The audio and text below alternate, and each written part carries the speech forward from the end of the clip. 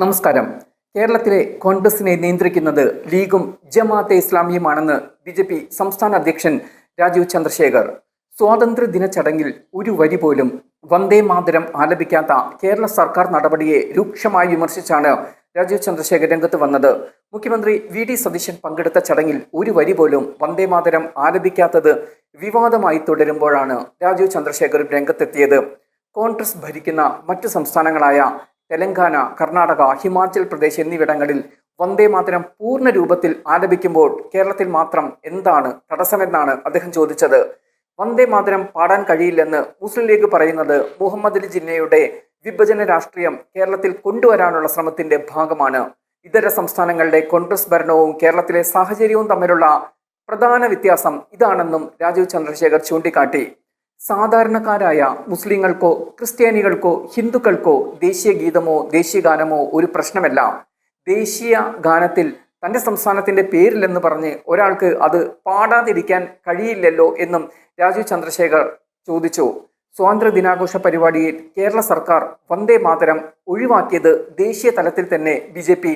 വിവാദമാക്കിയിട്ടുമുണ്ട്. സോണിയാഗാന്ധിയുടെയും രാഹുൽ ഗാന്ധിയുടെയും നിർദ്ദേശമാണ് കേരളത്തിൽ നടപ്പാക്കിയതെന്നാണ് ബി.ജെ.പി. വക്താവ് പ്രദീപ് ഭണ്ഡാരി ആരോപിച്ചത്.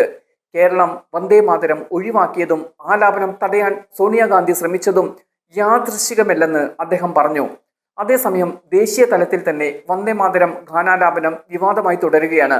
വന്ദേ മാതരത്തിനെ പൂർണ്ണമായി എതിർക്കുന്ന കോൺഗ്രസിന്റെ എ.ഐ.സി.സി. ആസ്ഥാനത്ത് നടന്ന സ്വാതന്ത്ര്യദിന ചടങ്ങിൽ സോണിയാഗാന്ധിയും പ്രതിപക്ഷ നേതാവ് രാഹുൽ ഗാന്ധിയും കോൺഗ്രസ് അധ്യക്ഷൻ മല്ലികാർജ്ജുൻ ഖാർഗെയും പങ്കെടുത്ത പരിപാടിയിലാണ് വന്ദേ മാതരം പൂർണ്ണമായി ആലപിച്ചത്. രാഹുലും സോണിയയും ഖാർഗെയും ശ്രമിച്ചിട്ടും ആലാപനം നിർത്തിയില്ല. അതേസമയം സോണിയ വന്ദേ മാതര ആലാപനം നിർത്താൻ ആവശ്യപ്പെടുന്ന ദൃശ്യങ്ങൾ വൈറലുമായി. കടുത്ത വിമർശനമാണ് ഈ കാര്യത്തിൽ കോൺഗ്രസിനെതിരെ ഉയരുന്നത്. എ.ഐ.സി.സി. ആസ്ഥാനത്തെ സ്വാതന്ത്ര്യദിന പരിപാടിയിൽ വന്ദേ മാതരം ആലപിച്ചുമായി ബന്ധപ്പെട്ട വിവാദത്തിൽ കോൺഗ്രസിനെതിരെ രൂക്ഷ വിമർശനവുമായി കേന്ദ്ര ആഭ്യന്തരമന്ത്രി അമിത് ഷായും രംഗത്തെത്തിയിട്ടുണ്ട്. കോൺഗ്രസ് ആസ്ഥാനത്ത് വന്ദേ മാതരം ആലപിക്കുമ്പോൾ കോൺഗ്രസ് നേതാവ് സോണിയാഗാന്ധി ഗാനാലാപനം നിർത്താൻ ആവശ്യപ്പെട്ടു.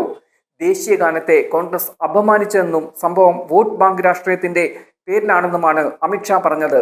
എന്തായാലും സ്വാതന്ത്ര്യദിന ആഘോഷങ്ങളുമായി ബന്ധപ്പെട്ട് വന്ദേ മാതര വിവാദം കത്തി നിൽക്കുകയാണ്. വന്ദേ മാതരത്തിൽ എന്തായാലും തൽക്കാലം കോൺഗ്രസ് പ്രതിക്കൂട്ടിലായിരിക്കുകയാണ്.